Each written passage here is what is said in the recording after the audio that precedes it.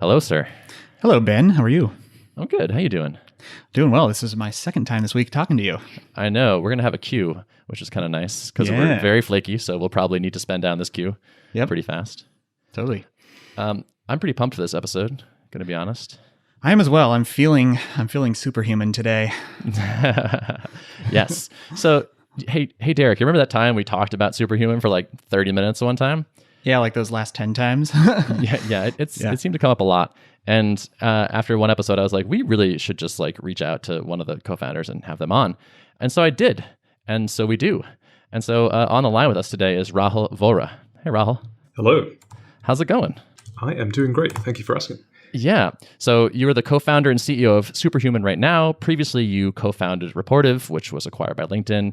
Your background is that you were a computer scientist and gamer, something I want to dive into a little bit later. But I'm very excited to have you on the podcast. I think we're going to spend most of the time talking about Superhuman because there's some very interesting things about the company. So I'm very glad to have you here. Great. Looking forward to it. Yeah. Derrick, do you want to start us off? Sure, yeah. So I just want to say, actually real quick before I dive into a question, I am a Superhuman user and lover of the product. So congrats on the product we built. It's a beautiful experience. Thank you very much. It literally makes our days to hear folks say that. So thank you. Good. Awesome. There's one thing that's pretty unique that stands out about Superhuman today, and it's the fact that it's still invite only after a number of years that you guys have been live. So I'm just kind of curious to hear, like, what's the rationale behind that choice and how's that working out? This is a pretty interesting question because most people fairly incorrectly assume the reason we are invite only is, for example, to increase demand.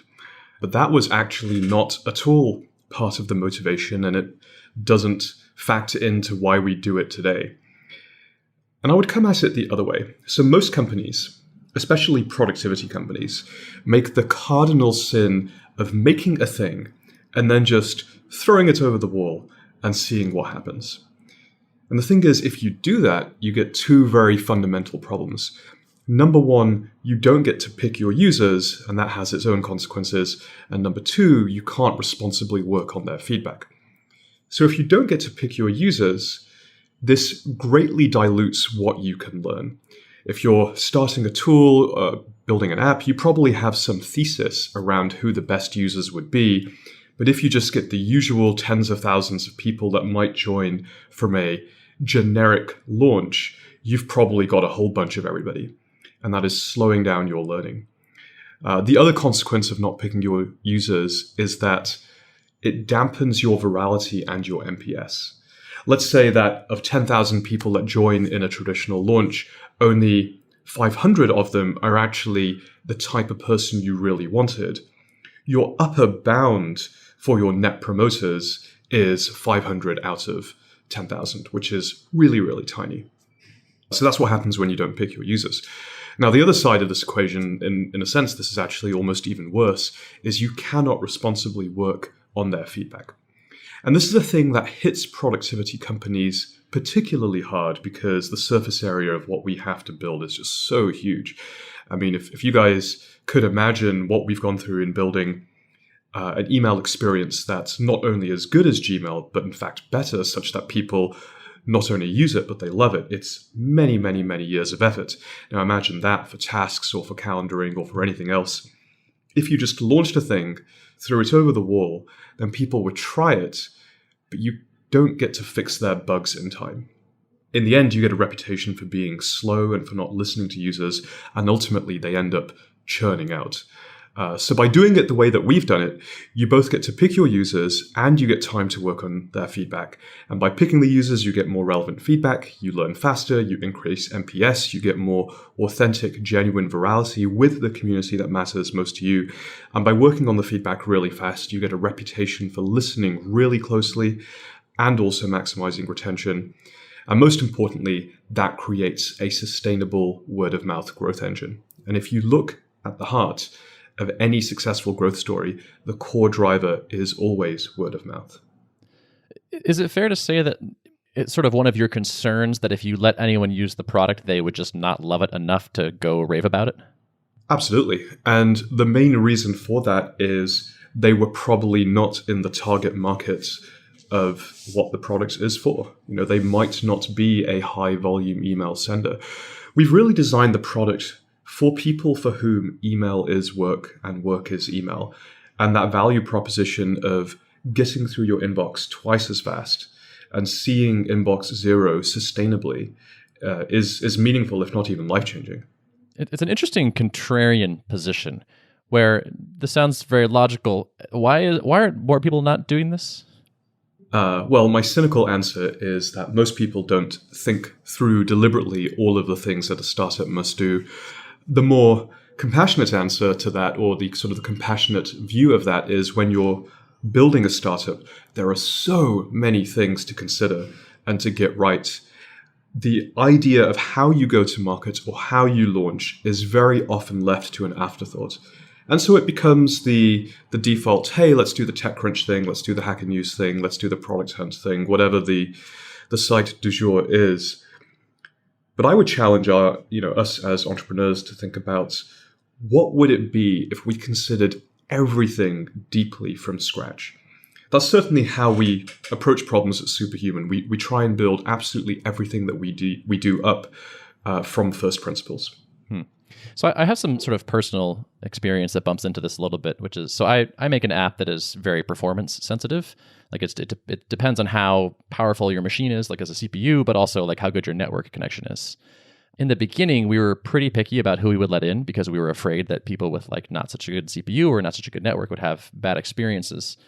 And over time, I found myself like kind of loosening my grip on that because I guess it's like, well, we're bootstrapped. And so we're burning savings and we're trying to get to like ramen profitable.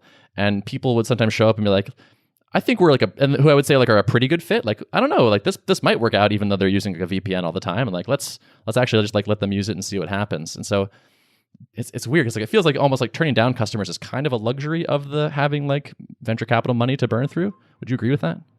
I would say that there are probably two reasons why you wouldn't turn down money. One is that you're bootstrapping and it's literally existential. That isn't the case for us. We have, of course, raised money.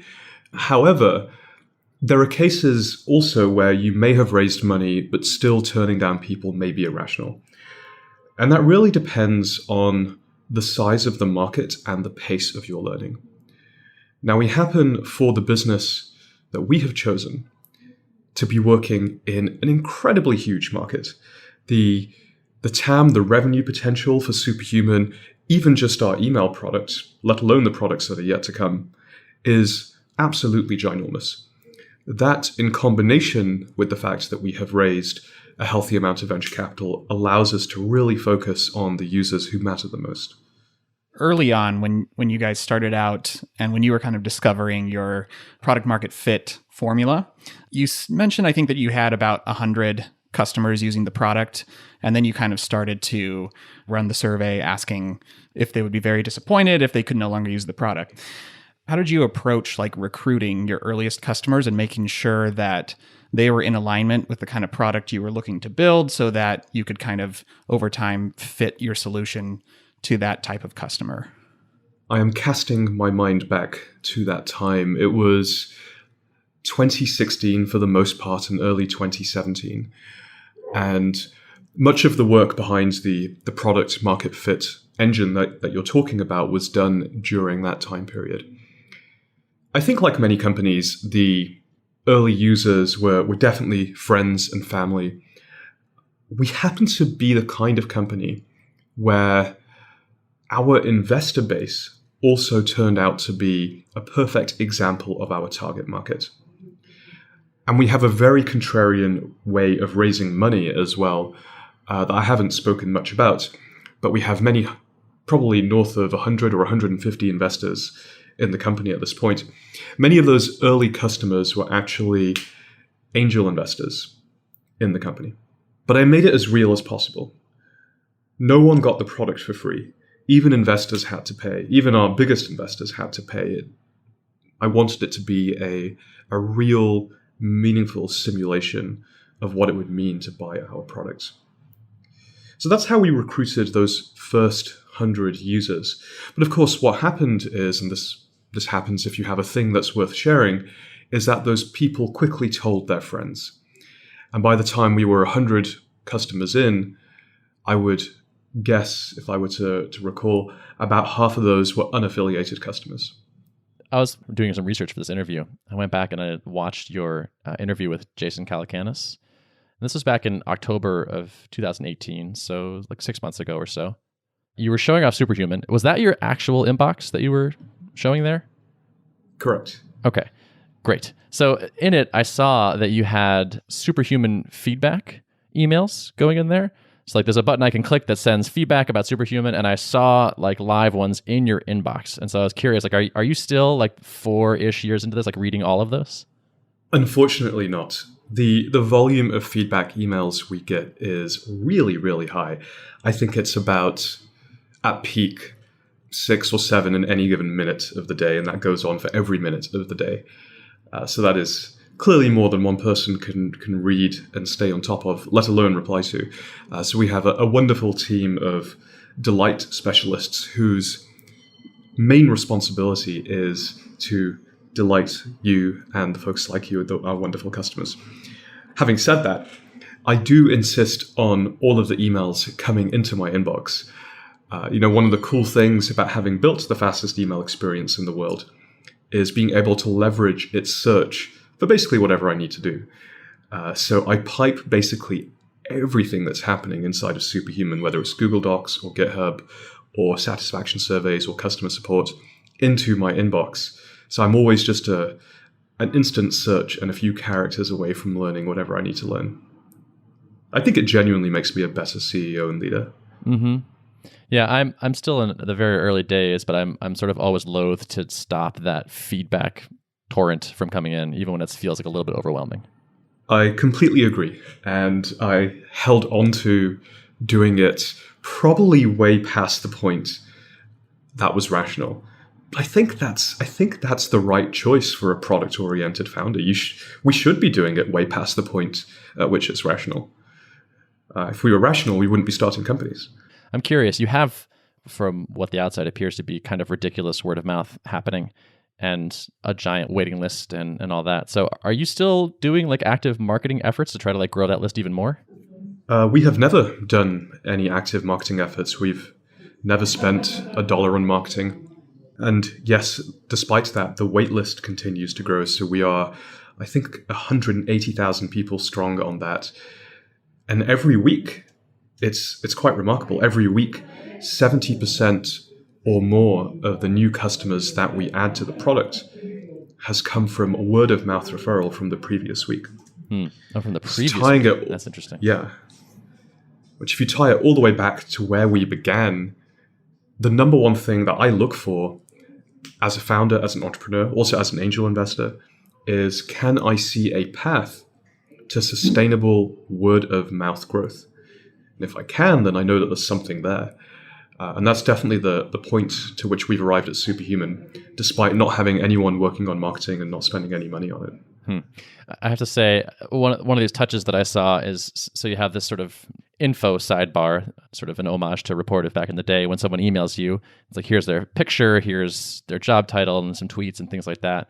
And I guess maybe a couple months ago, I think you added a button on there, which basically showed me, oh, this person is on the Superhuman waiting list. Click here to refer them. That is just such a smart idea. I was blown away at just the presence of that button. Great. Well, I'm glad it worked. It sounded like you clicked on it. I did, yeah, and it works. And the thing that I think is so great about it is that it basically turns me into kind of a hero for somebody, which is like such a gift. Basically, like I got value from that. Where like I'll be emailing my customers sometimes, and I'll see, oh, this person's on the waiting list, and I'll just start a new thread and be like, hey, I know you're on the waiting list. Are you interested in this? And like, oh, cool, yeah, thanks. And like I get to do them a favor that costs me nothing. And it was just, man, it's good. I love it. I think that as a general principle is something that we can all learn from. How do we help the customers of our products be a hero for their customers? Right? Isn't that why all products exist? Isn't that worth paying for? I would suspect yes. I was looking at your hiring, like the jobs you have open, and you talk about your values, which I think is good for hiring in particular. But you say one of the values is deliver surprising joy. What we make people feel is just as important as what we make. And I'm curious where that came from. Have you had that value for a long time? Was there some sort of specific event or experience that kind of caused that to come into being? Yes, we've had that for a very long time. It very much predates the company, and I can track it back to two different things. So if you wind the clock way back, early in my career, I used to be a game designer. And game design is utterly fascinating to me. It's built into everything that we do. I'm still a hardcore video gamer, and I find it fascinating. And the cool thing about game design is you don't really orient around what users want or what users need, but you orient around how they feel. How can you design for a certain emotional state? And that's not something that most product managers really have much experience with. It's much more in the traditional design wheelhouse. But if you go into the game design industry, that's literally all that we did there. And I think that that is a very different way to building software products. And it's how we do it here. We don't, if you were to read one of our product specs, worry too much about what you want or what you need, but we are designing for how you feel. Now, in the literature of game design, especially if you get fairly academic, they have various definitions. Like, what is delight? What is disgust? Can we actually break these down atomically? And delight, by most people's definition, turns out to be pleasant surprise. And disgust is interesting. It's the antonym. It's unpleasant surprise. And I think it's really interesting how you can take this singular concept of surprise, put it on a spectrum, and on the one end you have delight, which is the thing that we try to engineer for all the time, create delight. And on the other hand, you have disgust. And by breaking it down as pleasant surprise, you can actually start to use that as a North Star. So when you're reading a product spec, you can literally be asking yourself, where are the moments of pleasant surprise? Can we identify them? Can we engineer more of them in? Can we build an entire company culture around this notion of pleasant surprise? And I think you can. So when I was out fundraising for the company recently, about 10 slides into my deck, I would actually stop. And I would say to the VCs, I would show them a slide. And the title of the slide was, "We are the Joy Company. We have figured out a sustainable and scalable way to deliver joy. That is what we do." And I'd say at this point, you're either on the bus or you're off the bus. You either think this is fantastic and you want to lean in, or you think this is absurd and you have no idea what I'm talking about. And about 50% of the folks that I pitched had no idea what it meant to be the Joy Company. So I also found it was an incredible filter for investors as well. Makes sense. You're filtering your users. You're filtering your investors as well. Yes. I'm imagining applying this to the work I'm doing right now, building a product. And one thing I think is tricky to balance is I often want to ship things very quickly because I want to learn from the response from people. Like, I have an idea for a new thing that I think people will like. I want to get it out the door fast. And so it's like, okay, the easy version of this is a week and it will look like this. And people will like it somewhat, but I suspect they're going to want these 3 other things related to it, or they're going to be not happy about this particular aspect of it. That might take several other weeks to implement. Do you still feel like you're shipping things and hoping to learn and iterate on those things? Because it feels a little bit like the features that you're putting out feel fairly fully baked now. Like, I don't get a sense that I'm on like a beta channel and like you're just kind of testing things. How do you balance the like learning from shipping versus the clearly like high quality bar that you have? And you are right. For the vast majority of what we ship, it's gone through many rounds of internal iteration, multiple product reviews, a bake period in-house, and more. Well, it sounds like you already know the 3 pieces of feedback you're going to get. You already know the most likely missing thing. How often are you wrong? Not often. Often enough that it feels like it's probably worth the shipping the fast version. Because often I'll just predict like, oh, people are going to really dislike this part of it. And then crickets. People don't. They're happy with what we have. Oh, that's fascinating. So we found at Superhuman that we are more often than not right. We're about 90% right on being able to predict how people will feel about something. In the cases where we are building something that has never been tried before, Something like split inboxes is a feature that no other email client has, and it's much more early in its life cycle. That's a bit different. In that scenario, we will ship a very early thing because we also don't have the answers. But for the most part, because email is such a well-trodden area, we think we do know how people will feel about most things. I imagine you experience surprises earlier in the process then, like if you roll it out internally and say, oh, like now that I actually use this, I wish XYZ.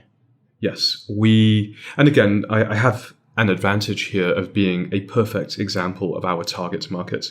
We can key off our own intuitions with fairly high accuracy for the most part. Are there questions that you wish people asked you in an interview that people tend to not? No, not really. I think I get asked a very wide set of questions. Everyone has managed to ask me a question that I have not previously answered. So that's the litmus test for an interview. All right. So I want to ask you about a quote from, I think this was a post on LinkedIn that you did, or maybe Medium. But anyway, the quote is, "The best founders I know are unstoppable forces of nature. They leave debris and destruction in their wake." Does that describe you? And if so, what is in your wake currently? I think those who know me would say it's a reasonably apt description. What is in my wake currently? I'd rather not say. Okay. Fair enough. But yes, I often move that way. Mm-hmm. Okay. Do you miss writing code? I assume you're not writing code these days? I'm not writing code these days. I do miss writing code. I very occasionally write CSS because I'm so particular with how things should look and feel. And oftentimes the easiest way to get it absolutely precisely correct is just to jump in, write it, and then show the team what you meant. But even that is becoming less and less frequent over time. Are you like opening pull requests on the Superhuman repo, or are you just like showing like a kind of mock-up, like I want it to look like this? Oh yeah, no, I'm definitely opening pull requests, creating branches, submitting them. Occasionally I'll be called in to approve other people's PRs, especially if it relates to layout or color or copy. So would you say your schedule is fairly managery as opposed to makery these days? It is. It's about 40% managery. I actually have a pretty accurate idea of this because I track my time fairly diligently. And I'm also blessed to work with an incredible EA, so she produces a chart every week of where my time is going. Interesting. What have you learned from that? Well, I'm actually looking at last week's chart right now, and it looks like that 40% of my time went into management. That's one-on-ones, staff meetings, product review, design review, reviews of various different kinds. 21% went into recruiting, which you would probably also lump into managery type work too. 14% went into fundraising, and the rest was spread across product, community engagement, and deep thought, which truly are my favorite moments of the week. Unfortunately, not enough time. Last week, it was only 11% of deep thought time. Gotcha. Do you explicitly schedule that time? Yes. Yes, I do. Okay. Interesting. So the percentage of manager time that you're spending now, is that up a lot from the early days? Oh, absolutely. Yes, I think if you were to even wind the clock back 15 months ago, my manager time would probably have been 15%. Is that a somewhat unwelcome change? Is it just a necessary evil of growing the company you want to grow? I think you could choose to look at it that way, but I choose to look at this with a growth mindset. I think that we enjoy the things that we become good at. That at least is my philosophy. And I've been able to become good at most things that I've applied myself to.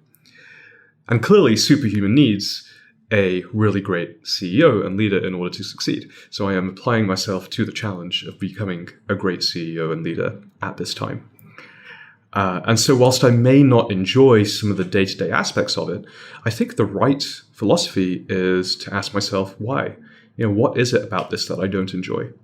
Can I game it by making it a challenge to excel in this area? Because then I'm just sort of turning it into video games, which I am very good at, and I do enjoy incredibly, and that's how I approach product, it's how I approach design. Why can't I approach running a company in the same way? Are you playing any games you love right now? I'm actually somewhat in between games. I'm tempted to go back and replay an older game. So I really love narrative-driven role-playing games. And I'm a huge fan of the Final Fantasy series. Again, because more than any other genre of game, they design for a very specific emotional state. Unlike a first-person shooter or an RTS, both of which might be incredibly challenging, but they're less about the emotional outcome.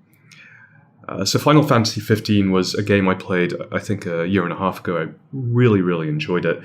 But I played it before all of the DLC came out. And now there's been a good year and a half's worth of extra content that's come out since then. So I'm quite keen to go back and do it again, relive those heart-wrenching moments, but with the extra content that I didn't see before. I feel like RPGs, at least for me, I have like a hole in my brain that RPGs plug into very effectively, where it's like, oh, there's this thing and you're steadily getting better, and this character that you have is consistently improving just from regular effort. And it's like, oh yes, this just feels so good to me.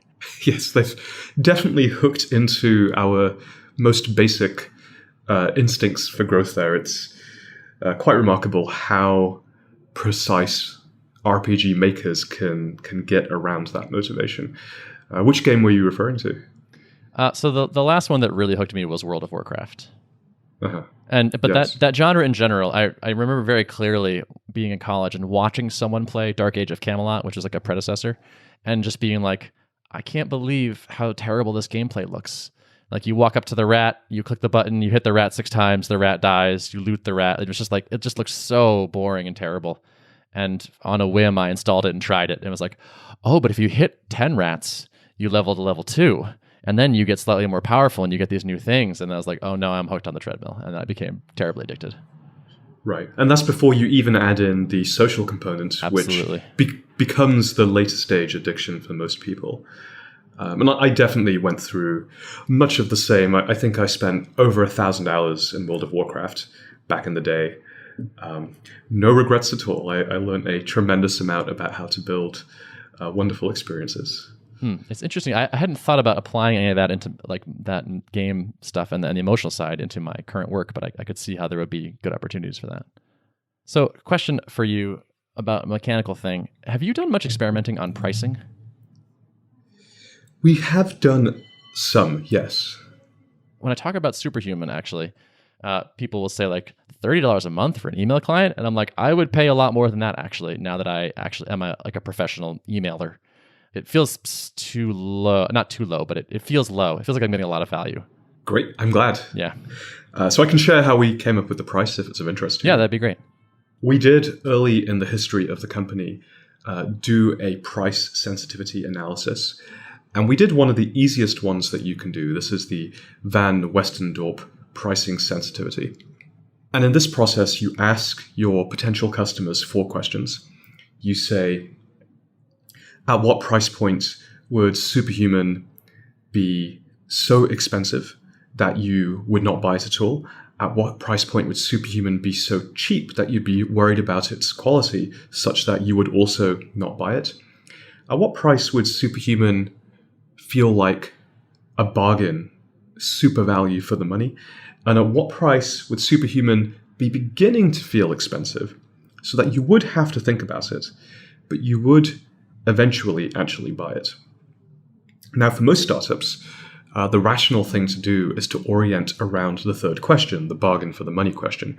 Most startups are trying to get as many users as fast as possible. Many startups are going after a new market, sort of a greenfield opportunity. But not us, and not for email. We're very deliberately coming in at the premium end of our market. And if you're building a premium, almost luxury experience, an experience for people for whom email is work and work is email, then you actually want to orient around the 4th question. At what price would you have to think really hard about it, but you would still actually buy it? And so for the first 100, 150 people I onboarded, I also asked this question. And guess what? The median response to the question was $29 per month. We then did a very little bit of work with some pricing experts who said, you guys should just round that up, because ending a price with 9 does not give the connotation of a high-end experience. That's what you do for value pricing. Whereas for an extra dollar, and no one's really going to care one way or the other, you give it the appearance, or you give it pricing rather, that actually matches the premium experience that you're delivering. Yep, makes sense. We recently did the same. We decided round numbers. We're into it. Feels good. I'm a big fan of round numbers. Derrick, are there things that you were hoping we would cover that we haven't touched on yet? Yeah, I was curious. Are there any metrics besides the product market fit score that you guys track regularly? Oh, yes, absolutely. Very many metrics. We, for example, do track NPS. I think it's an incredibly valuable metric. It measures a different thing and has different levers that move it. We track activation rates. We track seat churn rates of activated users. We track net dollar churn rates. And I'm very happy to say that those are very negative right now. So our cohorts are growing. There's lots of things we track. That's all on the business side. We also track product metrics as well. Sentiment analysis. How fast do you feel Superhuman is by comparison to Gmail? How reliable? How powerful? And we measure that separately on desktop and mobile as well. These then all feed into our OKR process, and we usually create key results around multiple of these metrics. Can you share any of the OKRs that you're working on right now? Sure. I actually recently got asked this question, so I have a nice sanitized version of them. So our objective for this quarter has been to refine the entire Superhuman experience to exhibit remarkable levels of quality, really keying off that third cultural value that we have. That's the objective. And we have three key results. One is around ARR. The second is around hiring, and the third is around product sentiment. So the first key result is to grow to a certain level of ARR by the end of the quarter. The second key result is to recruit 5 key people this quarter. And the third key result is to improve an aggregated sentiment metric. This aggregates speed, power, quality, and reliability across both platforms. So on desktop, this measure is currently at 89%. We want to get that to 92%. And on mobile, at the start of the quarter, it was 69%, and we want to get it to 75%. And what I like about these key results is anybody in the company can look at these and see, this is how I am making the objective happen. This is how I am helping push the company forwards. This is a short question, but probably like a complicated one, which is how do you decide what to work on next? Me personally, or we as the company? You as the company. Well, from a product perspective, this is something that I covered in the product market fit article. How do you generate a roadmap? And I think it does depend on what kind of company you're building. If you have a runaway network effect, if you're an eBay or a Skype or a Facebook or a social network of that nature, then growth before all else is usually the right thing to do. But if you are, as I suspect, most of your audience will be thinking of or building, like Superhuman, a SaaS company, where it's about individual utility and making individual people brilliant at what they do, I really do think you need more of a balance. And the way that we balance that is every quarter, we reset the roadmap and we fill it with 50% doubling down on doing more of what people love. And in our case, that's more speed, it's more aesthetics, it's more keyboard shortcut, it's more things that keep you in flow and moving quickly. And 50% systematically building the small things that are holding people back. Now, in any given quarter, you might nudge it one way or the other. We've certainly had quarters where we were actually closer to 70-30, one way or the other, depending on how things were going in the business at the time. But I think that's a very healthy starting point. And here's the quick reason why you would want a combination of both. And you can run the thought experiment of what would happen if you went 100% one way or the other. If you were 100% just doubling down on what people love, then you never really expand the set of people who could love your product. And in the terminology of the product market fit engine, you never increase the very disappointed score, the product market fit score, if you're only doubling down on building more of that stuff. So clearly you shouldn't only do that. If you only build the systematic objection overcomers to get more people to fall in love with your product, then assuming you have something, your competition will shortly overtake you because they'll be doubling down on the things that people already love about your product, and they'll be doubling down on those things faster than you are. In this hypothetical scenario, you're not doubling down on them at all. And so you do actually need this balance to both maintain the lead you have over the market, as well as continuously grow the size of the market that is applicable to you. You think a time will come where you guys lift the invite-only requirement? And if so, like, how will you know when the right time is to do that? I don't want to say never, but maybe it will be never. It's certainly been remarkably effective. I can imagine us running the process that we're running now well and towards the end of next year. And then beyond that, we'll just have to see. I think one of the fun parts about being an entrepreneur and being a founder is how these variables are constantly shifting and how we constantly have to adapt. I touched earlier on how picky I want to be with bringing new customers into my product. And we've actually hit that ramen profitability point where we're not going to fold, probably. I feel like the existential risk is gone. And we also are not venture-backed. We're bootstrapped. So we're self-funded. So we don't have to grow any faster than we want to. And we debate internally a fair amount around like, when should we... So we currently are invite-only. And it's like, when should we put up the pricing page and like tell everyone what it costs and give them a buy button? And there's part of me that wants to have that answer be like kind of yours, which is like maybe never, or at least not right now. The advantage is the filtering, all the things you touched on before. Like we can make sure that the people that are joining are good fits for us and are going to have a great experience. I don't know. There's another part of me which is like, let's let it go out into the world and let's let a lot of people touch it and see it. And maybe there will be this kind of large growth that happens when we stop constraining it that will be exciting and fun or interesting or something. Do you have any thoughts to share on that or ways to think about that? Help me make that decision. Sure. Well, first of all, congratulations. That's amazing. Thanks. Always a huge, huge milestone. Secondly, there was an assumption baked into something you said, which I do want to unpick a little bit because I don't think it's true. This idea that when you're venture-backed, you have to grow faster than you want to. We've never done that.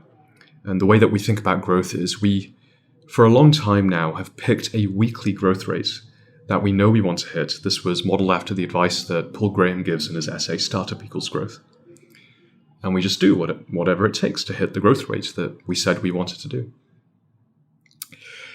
And that ties into how I would see your situation, obviously knowing very little of the details other than what you just shared. I would anticipate staying invite only for the foreseeable future, perhaps even forever, but with the caveat that you commit to a certain weekly growth rate. And I don't know what your absolute numbers are. It might be 5%, that's right, or it might be 2% or 1% a week, that's right. But then I would just do whatever it takes to actually hit that weekly growth rate. Why? So this is where you sort of get into the philosophical. And Paul Graham's answer as to why was written in the headline of his article, which is Startup Equals Growth. For him, and also for me, I subscribe to this philosophy. One of the points of a startup is to be an incredibly fast-growing thing. In fact, if you have a thing that's not growing incredibly quickly, by his philosophy, it would be a misnomer to call it a startup. But obviously, there are many different ways of slicing this pie and observing reality. So I think it's equally as valid to say, I don't want to grow this thing at a certain percentage point every week, but I still want to call it a startup. When you said philosophically, I was imagining more like, what do you want to do? What do you want to have? Like, I don't care if we call it a startup or not. I care more about, is it a thing that I really enjoy working on? And am I proud of it? And yeah, those are sort of my bigger things. I think if we didn't grow at all or too slowly, I would find it kind of dull, I guess. There's like an excitement and a dopamine amount and whatnot that happens with growth that I think is worthier pursuing. but I'm not sure how much I value, like, okay, we have this number and we really got to hit this, otherwise we failed, and I should feel bad about that. Again, I think there's an assumption baked in there, which is you should feel bad if you don't hit the thing. And what if you just took that constraint away? What if it was just a goal where you didn't feel bad if you didn't hit it? I could conceivably do that. I feel like I guess that would be a practice. I usually feel bad if I miss a goal I set, but that could just be, I need to get better at brain stuff. I'm not particularly good at the brain stuff either. So I think I'm in the same boat there along with you. Okay. What I will say, though, is when you are able to hit consistent growth week after week for a year or two on end, it's incredibly exciting, super motivating, and I can't imagine it any other way now. Gotcha. Yeah, I think that's a totally reasonable position, and I think there's part of me that probably like feels the same way, just with smaller numbers, I would guess. But I do think there's the thrill is maybe a worthy pursuit. Not totally sure. Probably. Mm-hmm. All right, Derrick, anything else you want to ask before we wrap up? No, I think this has been a great discussion. Yeah. Rahul, thanks for coming on. I really appreciate it. It was fun chatting with you. Thank you both. I really appreciate chatting with you guys too. Yeah. Is there anything you want to point people to keep up with you or Superhuman? Sure. So if folks want to sign up for Superhuman, they can do that at superhuman.com. I would add, though, that the fastest way to get onboarded is to get a referral. And maybe folks can reach out to the two of you in order to get that referral, now that you're both happy users.